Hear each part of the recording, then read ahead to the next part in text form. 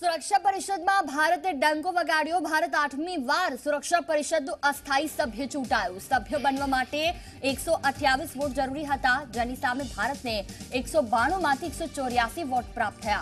આ સાથે 2021-22ના કાર્યકાળ માટે ભારત યુએનએસસીના અસ્થાયી સદસ્ય તરીકે પસંદગી કરી છે। ભારત પહેલીવાર 1950માં અસ્થાયી સદસ્ય તરીકે ચૂંટાયું હતું। 15 શક્તિશાળી દેશોના સમૂહમાં અસ્થાયી રૂપે સામેલ થવું ભારત માટે મોટી સિદ્ધિ ગણી શકાય। સંયુક્ત રાષ્ટ્રમાં ભારતના સ્થાયી પ્રતિનિધિ ટી.એસ. મૂર્તિએ પોતાના ટ્વિટર હેન્ડલ પર આ અંગે જાણકારી આપતા જણાવ્યું કે તમામ સદસ્ય દેશોએ ભારતને ભારે સમર્થન આપતા 2021-22 માટે યુએનએસસીનું અસ્થાયી સભ્ય બનાવ્યું છે। ભારત 2021-22ના કાર્યકાળ માટે એશિયા પ્રશાંત શ્રેણીથી ગેરસ્થાયી બેઠક માટે એકમાત્ર ઉમેદવાર હતું। પ્રધાનમંત્રી નરેન્દ્ર મોદીએ ટ્વીટ કરી આ મામલે ખુશી વ્યક્ત કરી। તેમણે જણાવ્યું કે તમામ દેશો સાથે મળી વૈશ્વિક શાંતિ અને સલામતી માટે કામ કરશે।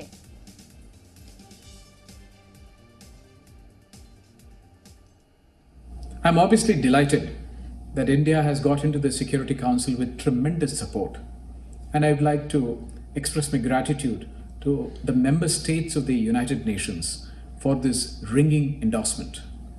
Our election is a recognition of Prime Minister Modi's global role. His strong engagement across countries and across regions has clearly found resonance. It is also the result of a very strong campaign which has been led by the Honorable Minister of External Affairs, Dr. S. Jaishankar. It also reflects the strength of India's bilateral relations with member states of the United Nations. માં 12,881 નવા case સામે આવ્યા। દેશમાં 24 કલાકમાં કોરોનાથી 334 દર્દીના મૃત્યુ થયા। દેશમાં કોરોનાના કુલ કેસ 3,66,946 છે। દેશમાં છેલ્લા 24 કલાકમાં 7,390 દર્દી સાજા થયા। દેશમાં કુલ 1,60,384 દર્દીઓ સારવાર હેઠળ છે, તો દેશમાં કુલ 1,94,325 દર્દીઓ સાજા થયા। દેશમાં કોરોનાથી કુલ 12,237 દર્દીના મૃત્યુ થયા છે।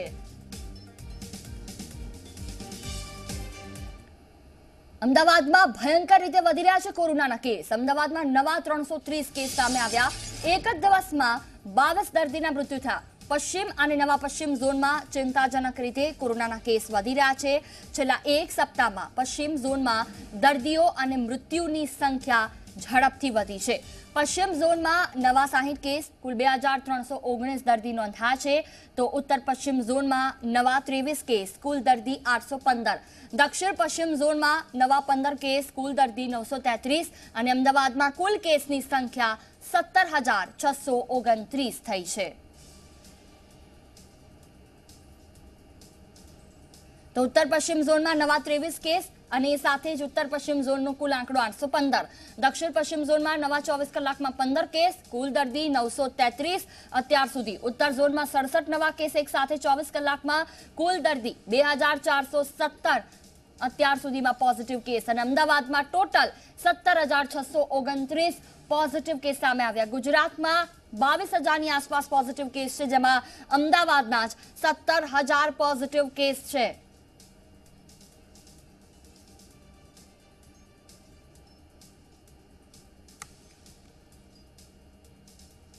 આ તરફ સતત 12મા દિવસે મોંઘું થયું છે પેટ્રોલ ડીઝલ। પેટ્રોલના ભાવમાં 53 પૈસા અને ડીઝલના ભાવમાં 64 પૈસાનો વધારો થયો। 12 દિવસમાં પેટ્રોલના અને ડીઝલમાં 6.5 રૂપિયાનો વધારો થયો છે। આંતરરાષ્ટ્રીય બજારમાં ક્રૂડના ઘટેલા ભાવ છતાં સતત 12 દિવસથી વધી રહ્યા છે પેટ્રોલ ડીઝલના ભાવ। કેન્દ્ર સરકારે એક્સાઇઝ ડ્યુટીમાં કરેલા વધારાથી નથી ઘટી રહ્યા ભાવ। લોકડાઉન દરમિયાન પેટ્રોલ ડીઝલના ભાવ સ્થિર રહ્યા હતા, પરંતુ 7 જૂનથી ભાવ વધવાની શરૂઆત થઈ, જે સતત યથાવત છે। राज्य सरकारे पर पेट्रोल डीजल पर वेट वधार्यो होवाथी गुजरातमां कुल 8.5 रूपियानो वधारो थयो छे।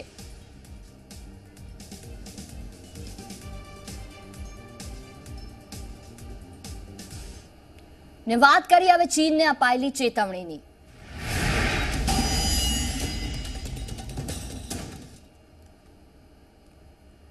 भारत चीन सरहद घर्षण बाद केन्द्र एक निर्णय लीधो छे। टेलिकॉम कंपनीओने चीनथी आयात बंद करवा माटे आदेश आपवामां આવ્યો। ટેલિકોમ મંત્રાલય બીએસએનએલ, એમટીએનએલ સહિત તમામ કંપનીઓને આદેશ કર્યો. ચીનથી કોઈ પણ વસ્તુઓ સામાન આયાત ન કરવા માટે આદેશ કરવામાં આવ્યો છે. ટેલિકોમ મંત્રાલય ચીની બનાવટના સામાન પર પ્રતિબંધ મૂક્યો. બીએસએનએલની 4G અપગ્રેડેશન પ્રક્રિયામાં ચીનને પ્રવેશ નહીં. ભારતમાં ટેલિકોમ સાધનોનું વાર્ષિક બજાર 12,000 કરોડનું છે. બીએસએનએલની 4G અપગ્રેડેશન પ્રક્રિયાનું ટેન્ડર સરકારે રદ કર્યું. ચીની કંપની ZTE બીએસએનએલનું સૌથી મોટું ગ્રાહક છે. ચીની કંપનીઓની ટેલિકોમ ક્ષેત્રમાં ભાગીદારી 25% આસપાસ છે, જેના કારણે ટેલિકોમ મંત્રાલયે આ નિર્ણય કર્યો છે.